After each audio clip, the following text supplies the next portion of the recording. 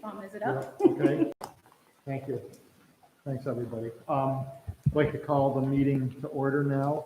Roll call, please, Michelle. Avon, Here. Caledonia. Here. Canisius, Here. Geneseo, Here. Groveland, Here. Lester, Here. Lima, Here. Livonia, Here. Mount Morris, North Dansville, Here. Nunde, Here. Ashen, Here. Portage, Here. Sparta, Here. Springwater, here, West Sparta, here, York. Here. Ian, if you would, we have a senior AMA honoree leading us in the pledge this afternoon.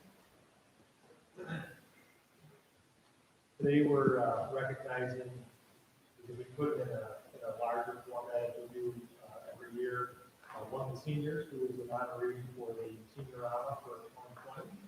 Today's honoree is James Dutton. James is the Caledonia Senior AMA honoree for 2020. James and his three sisters were born and raised in Bliss, New York. Jim attended Letchworth Central School and Alfred State College and moved to Caledonia in 1971. He's been married to his wife Victoria for 51 years, and they have 3 children and 5 grandchildren. Jim served in the United States Marine Corps from 1966 to 1968. His duty stations were Parris Island, Camp Lejeune, and Camp Pendleton. He worked at Erdman Anthony as an engineering technician for over 45 years, retiring in 2011. Jim has devoted a great deal of his life to firefighting and emergency services. For many years, he was a dry vent medic and participated in many types of rescue training.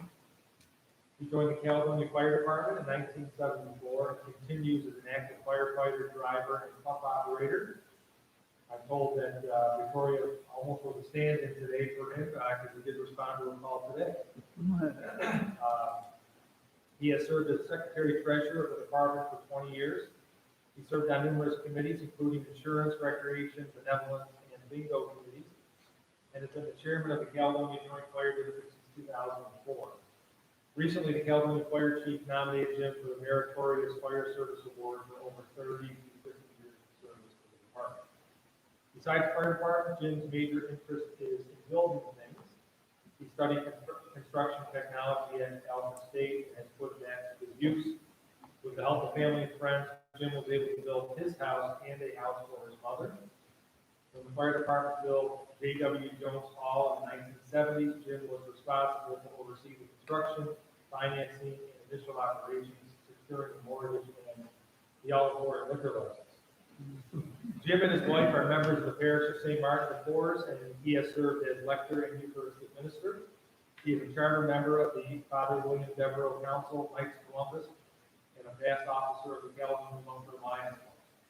The Caledonia Senior Club nominated Jim because, in quote, he is a dedicated and respected member of the community church and the fire department of Caledonia, a lifetime commitment.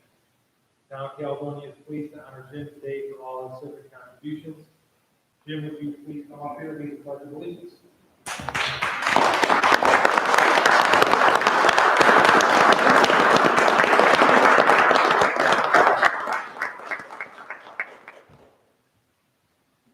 I pledge allegiance to the flag of the United States of America and to the republic for which it stands, one nation, under God, indivisible, with liberty and justice for all.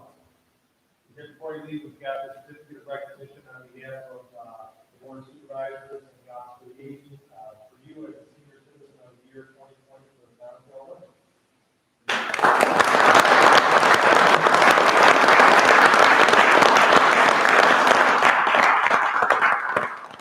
Thank you all very much. Thank you. Thank you. Thank you.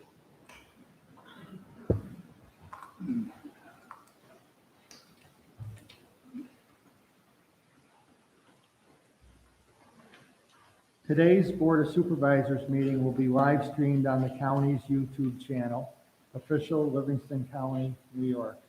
All live streams will be accessible directly through the YouTube channel and on the county's website under the Agenda, Minutes, and Broadcast button. Live streaming technology allows the online audience to see and hear those in the boardroom via video and audio. To provide the best audio experience possible, please be sure to position yourself close to the microphone when you are speaking. We do have some minutes for your consideration from the last regular board meeting, the 26th of August. Is there any questions or discussion on these draft minutes? Hearing none, I'd entertain a motion in a second, please. Schuster. Second. We have a motion and a second. All those in favor? Aye. Opposed? And carried. We have a communication, please, Michelle. The RSVP is due today for the annual luncheon hosted by the Cornell Cooperative Extension of Livingston County on Wednesday, September 23rd at 11 a.m. at the National Warplane Museum. We also have an abstract of claims for consideration. Mr. Pangrazio, approving abstract of claims 9A, September 9th, 2020. Mr. Chairman, I move this abstract of claims and ask for unanimous consent. Thank you, Mr. Pangrazio. I'll ask if there's any questions or discussion on this abstract of claims. Hearing none, the roll, please, Michelle. Avon, Aye. Caledonia. Aye. Canisius. Aye. Geneseo. Aye. Groveland. Aye. Lester. Aye. Lima. Aye. Livonia. Aye. Mount Morris. North Dansville. Aye. Nunde. Aye. Ashen. Aye. Portage. Aye. Sparta. Aye. Springwater. West Sparta. Aye. York. Aye. Ayes 1865, absent 144, adopted. We have next on the agenda, a privilege of the floor.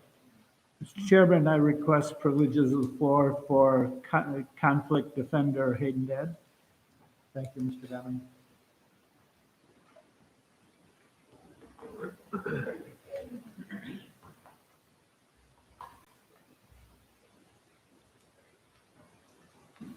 Mr. Chairman, Mr. Reese, Mr. Boyle, members of the board supervisors, thank you for giving this opportunity to address the board. As you know, I'm a lead dad, I'm a conflict defender, and this being my first update as our office, I thought I'd begin of the briefing of this office. So, essentially, what is a conflict defender? Conflict defender is very similar to that of a public defender, that we handle indigent criminal matters, family matters, and circuit court. We get these cases when they're referred to us from the public defender's office when there is a conflict of interest. The next question I imagine is what constitutes a conflict of interest? That's not only a scenario where a family member is a victim of crime or a family member has a family member. Many people in the public think that's the beginning and the end. We are bound as attorneys by ethical rules. And those rules, the main ones that come in place here, are our zealous advocacy for our clients, meaning that we do everything within the bounds of the law to represent their position and represent them to the best of our ability. Also, we are required to keep confidence in our clients, meaning that even after they die, they reveal something to us pertaining to their legal matters or our representing them. We can't reveal it. We can order by itself. The only way that we reveal that information is if our client tells us they plan to commit a crime in the future, or if our client gives us permission to reveal it. These confidences are important for the justice system in general, because the entire purpose of the justice system is to find the truth of the matter.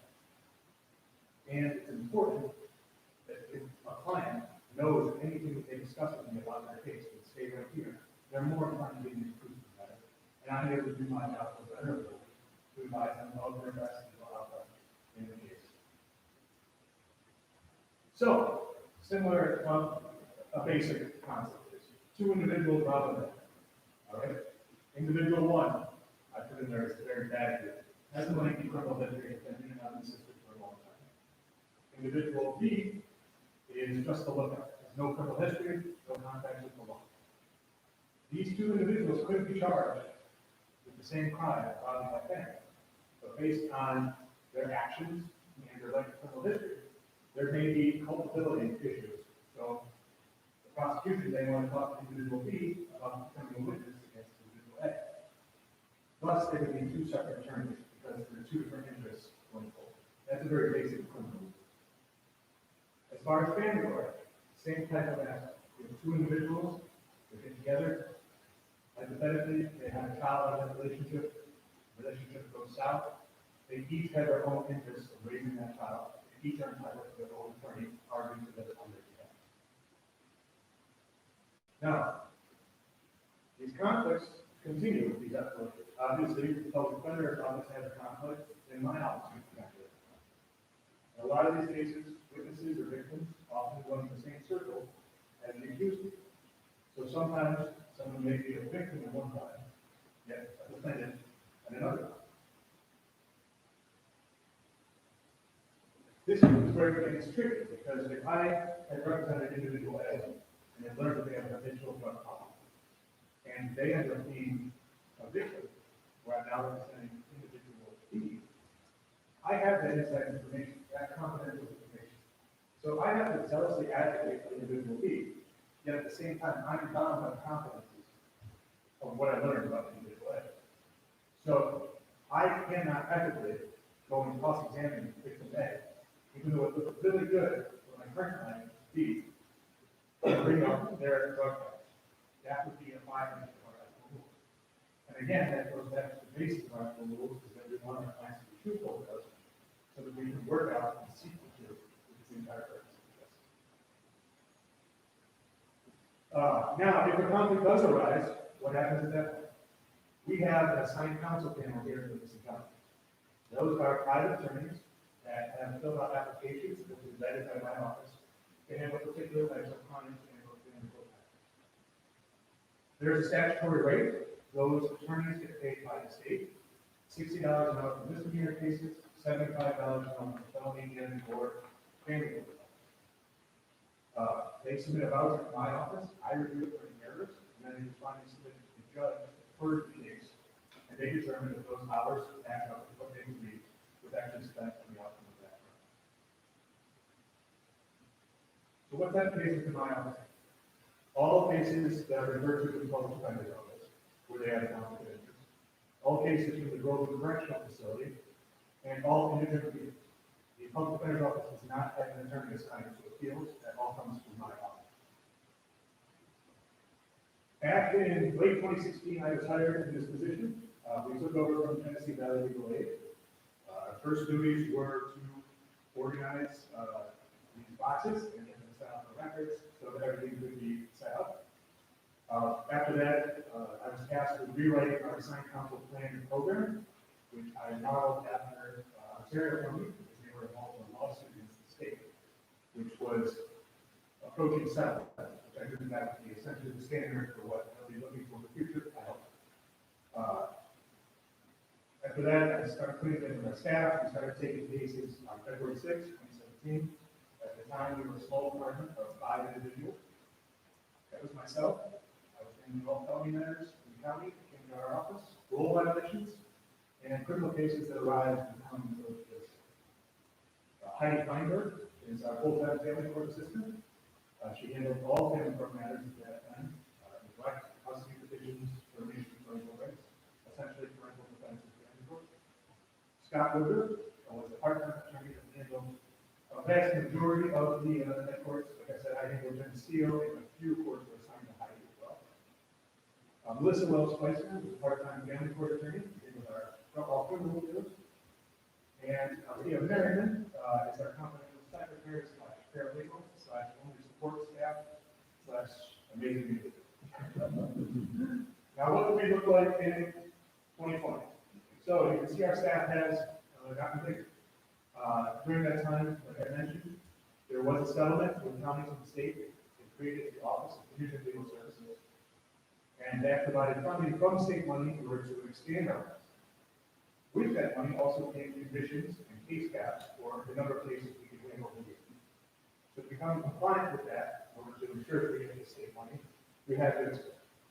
So I'm still handling felony matters, administering the assigned counsel program, and administering the conflict defense.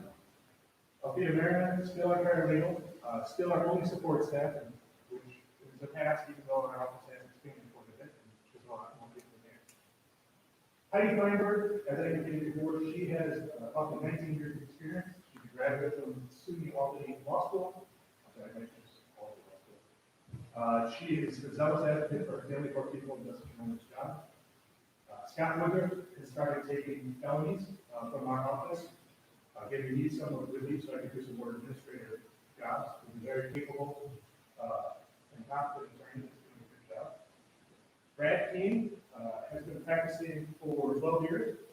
He came from Sarando Law Group, which is a prominent law group in Syracuse that he's only been in the field his entire career. Kevin Fitzgerald and Owen Missoula, former colleagues of mine when I was an assistant DA in Monroe County. They're both now in private practice. They work part-time in the Justice Court. I believe Roman has 10 years experience, and I believe Mr. Fitzgerald has 13. He has, when they're not working for me, handling things like misdemeanors and violations, they're handling very serious violent defense of violent crimes out of Monroe County.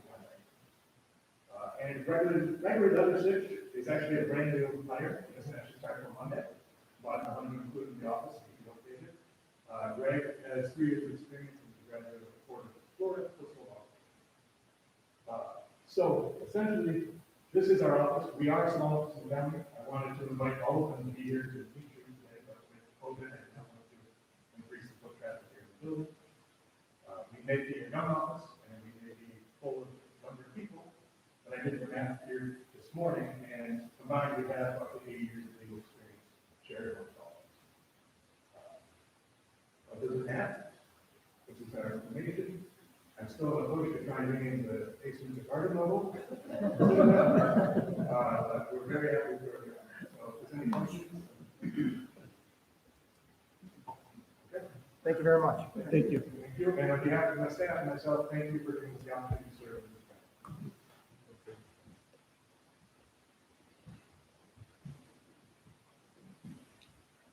We also have a second privilege of the floor this afternoon. Mr. Chairman, I request privileges of the floor for County Historian Amy Eldon.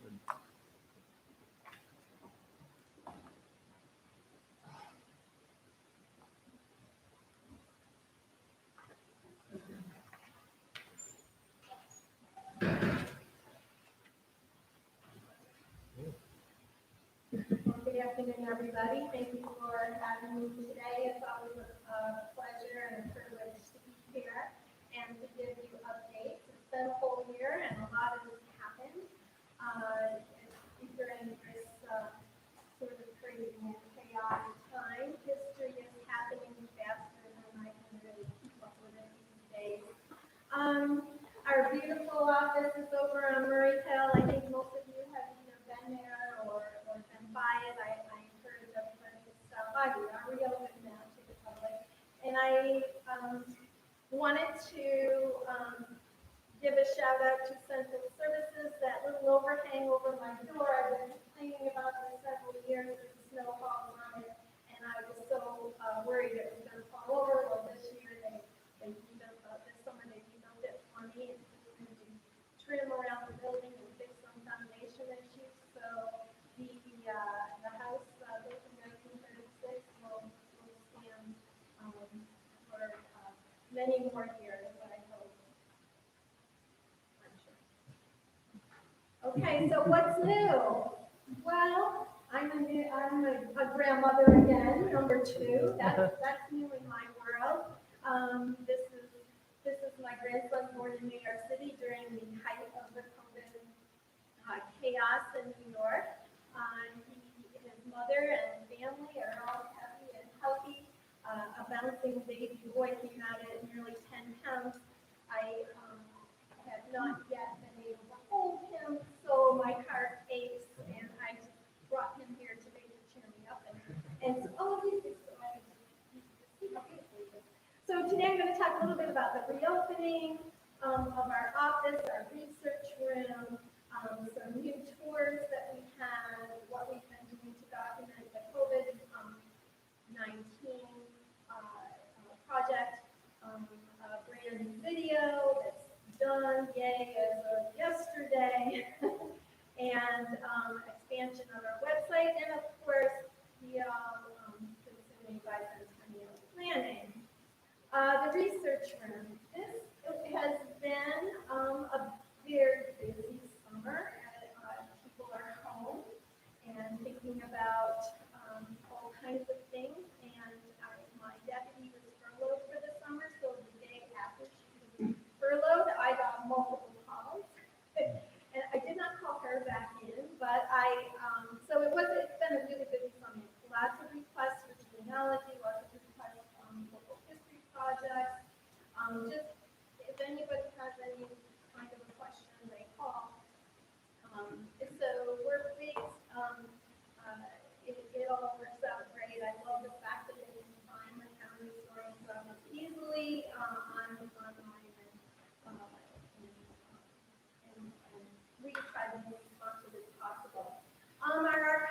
buildings now all have dehumidifiers. It doesn't sound like a huge thing, but to us, it is huge. And if there's a spike in the electric bill with the county, I apologize. We have air conditioners and dehumidifiers going at the same time. It's been really extraordinary and humid summer. But our archives, our storerooms are all keeping nice and cool and dry. We reopened as of last week to researchers by appointment only. It's working out. We've had several appointments lined up already. And also, we're allowing one researcher at a time in our public research room and one volunteer. My volunteer has yet to return yet. There's some health issues, so it's best that she just waits. It's working right. And again, I want to thank Central Services for building us a cool movable plexiglass partition for the research room. And things are moving along with it in that regard. So the on-cell audio course. This is a program or that I've been involved with for I think 6 or 7 years now. They were formed. It's a company right out of Rochester, and founded in 2006. And I think that I came on maybe 2007 or 2008, and they are on the cutting edge. They pioneered the first self-guided mobile tours platform for cultural sites and historic destinations, and it's working out really well now because these are the kind of things that people are looking to do when they come to the area and residents as well. So right now, we've added 2 new ones. The Women's History Trail has gotten a tremendous amount of attention, and it pleases me to no end. It's been a project of mine for several years, and on your desk, I gave you a handout. We have numerous sites, and we are adding to them regularly. So it's something that you checking back on. Historic markers around the county. This is a new trail. And my deputy storm couldn't be here today, but I turned all the technological stuff over to her. And because you have to kind of build the app, and I did it for a while, and as soon as I stepped away from it for a couple of days, I had to start over again. So she handled that for me. The historic markers, we have at least 100, maybe more historic markers in the county all around, and so that's a new trail as well that we will be promoting more in the devices. So there's a new trail. The cool thing about OnCell is that you can do analytics, and I just copied this one yesterday. And this is from January.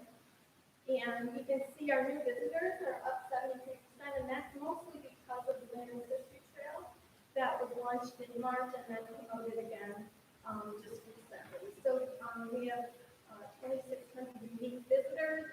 It's not just me calling in all the time. It's people from all over the country. And there were some people from England as well. So it is a global platform that enables people to zero in on our space. And on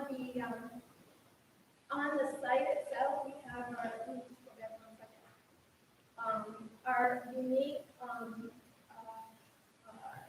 webpage is livingston.onsell.com, and there you can go through the list of tours. You can also select the map, and you can just sort of zero in, and when you zero in on Livingston County, you see this huge clump of little flags, and they're all color-coded. But we are the only ones in Western New York that have this extensive amount of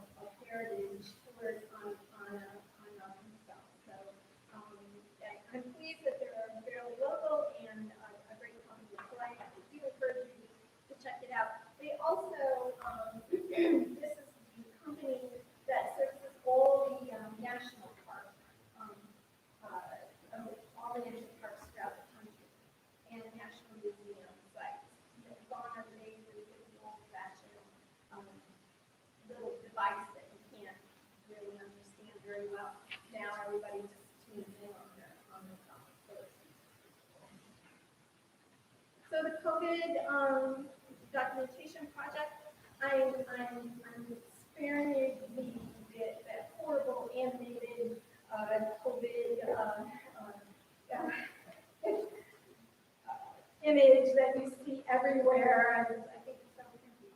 But we began documentation immediately when the county declared a state of emergency, and it's been ongoing. I expect it to be ongoing for quite some time into the future. My deputy historian was part of the county official response team and helped to document the ongoing timeline. We created a online digital form on our website, and we've had several people send us pictures and reactions and some video report or some voice recordings. And that will continue. And also a collaboration with Washington Library and the County Historical Society, and I believe the Pioneer Library System we're all working together as much information as we can. And my deputy also assisted with the distribution registration. So the local history out loud, part 2, part 1, I did a few years ago, and I called it part 1 just to make me sure I did part 2. And this is about an hour long. It runs it's a timeline narrative and set to images and music from the Civil War to the Industrial Revolution, so to the end of the 1800s. I was overwhelmed with the response when we did a public call for narrators. Had over 30, and I just had to cut it off. But so there's at least 30 segments, a couple more, and what I was really pleased about is that I had some students that were as young as 13, and I think my oldest narrator is pushing 90. So so it spans the decades for different people, and I'm hoping to link that to the county site as soon as it's done, and part 1 as well. So the website, if you haven't been on the county historian's department website, please, I would encourage you to go and just explore and to see everything that's up there. We try to constantly add more and more to make our historical information as accessible as possible. Right now we have this online search engine for several years. We keep adding to it. Right now we're up to about 400,000 entries, and that includes census information, lessons, deaths, naturalization, business ledgers, marriage records, all kinds of different things. And I highlighted a couple stars there. I know you can read it, but we just added finding aids to our collections. We have rooms full of special collections that we've written finding aids for, and now those are all available online. I think out of our 49 special collections, more than 30 have finding aids that are up there. All of them have an abstract, but almost all of them have a finding aid that's published online. And this is really helpful now, especially for educators and students looking for primary source documentation. And in that regard, we've highlighted several primary document sources. So in anticipation of more students utilizing historical records. So there's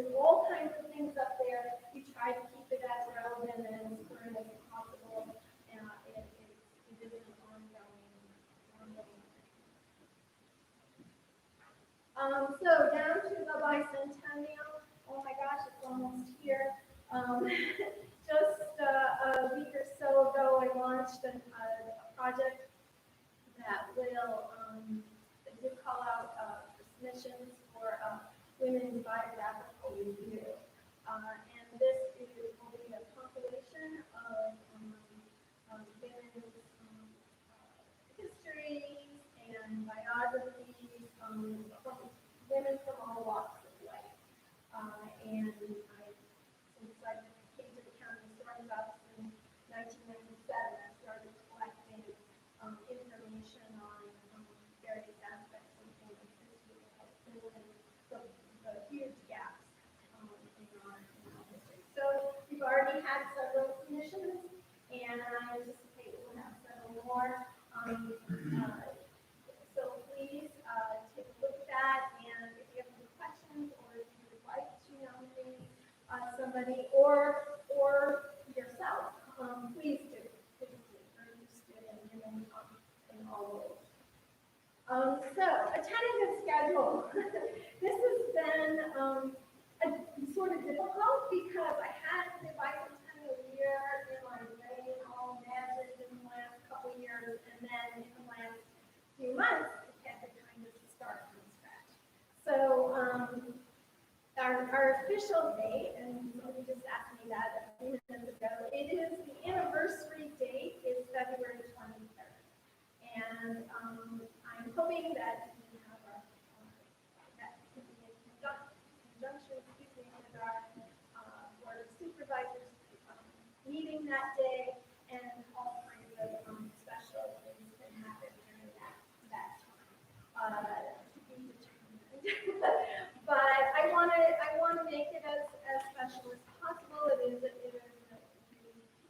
huge and important event to celebrate and commemorate, and I think it will be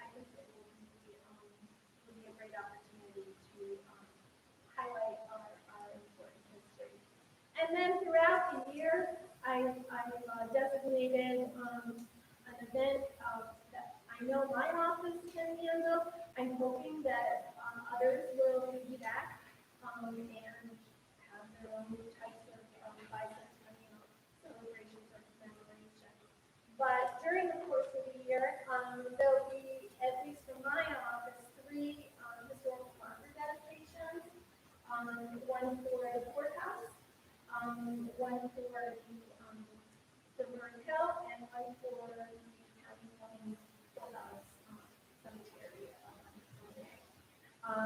So virtual tours, interviews with seniors, those will all be available. I'm hoping to unveil the bicentennial float that will magically be built in the next few months. And we'll be launching another Untitled Heritage Trail with Hamlet's Hollow and Pointers, dozens and dozens and dozens of places that you haven't heard of but are interesting to find out about. I'm hoping to collaborate with the Chamber of Commerce on a doors scavenger hunt throughout Livingston County. I had a photographer take professional images of 100 doors throughout the county, some from every town, public spaces that we're going to create a fun adventure to identify. In June, along those same lines, a geocaching trail specifically designed for us. And Marty is my go-to hardcore geocaching expert, and excited, and they've got pretty much the whole thing laid out. So any specific questions as far as geocaching, I direct to Marty, or you can direct to Marty. It's really a way, again, it's another way for families and people of all ages to enjoy the outdoors, to move around the county. It's an educational opportunity with plenty of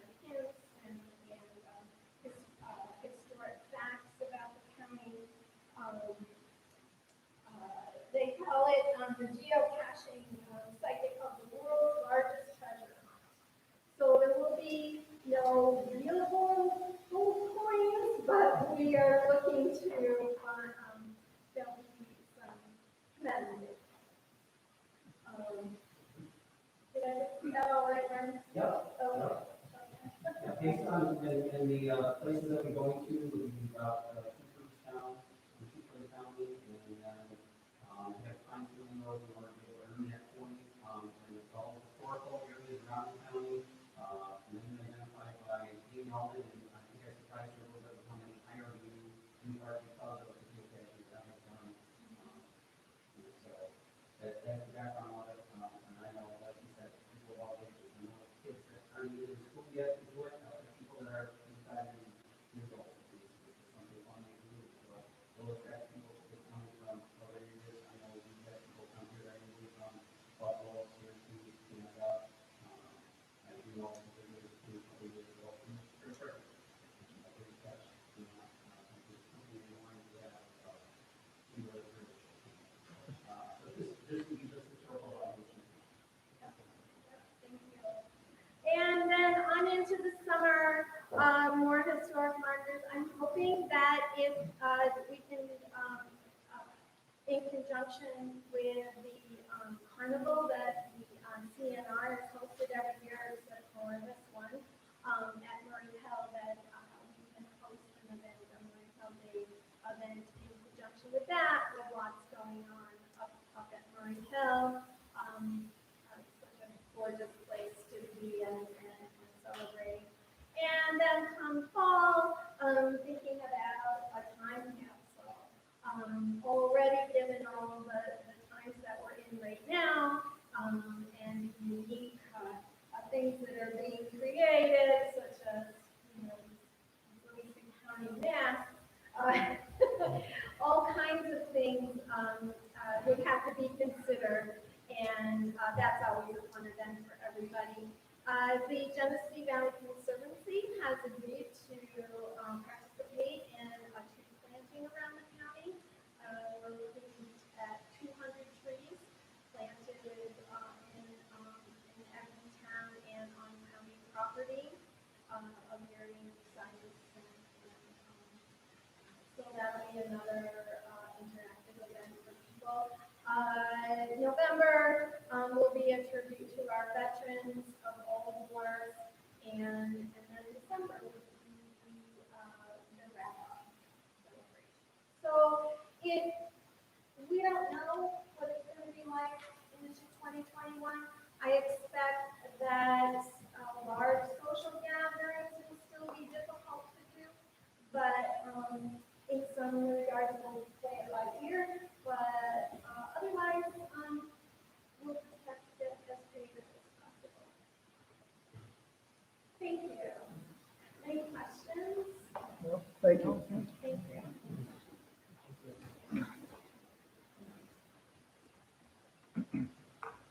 We do have,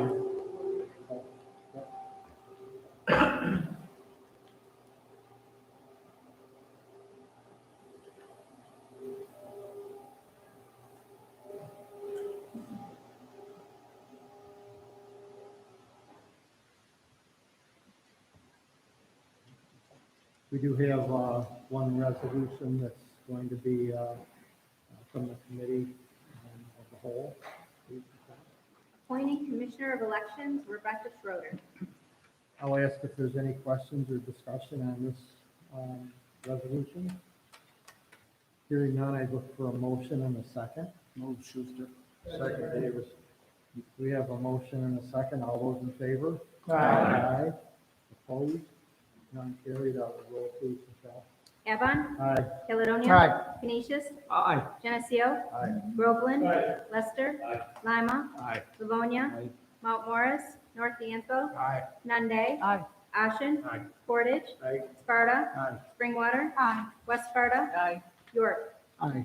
Ayes 1865, absent 144, adopted. Congratulations, Becky. It's gone real well so far. I anticipate the future will go along the same line. Thank you very much. We have some resolutions on the preferred agenda.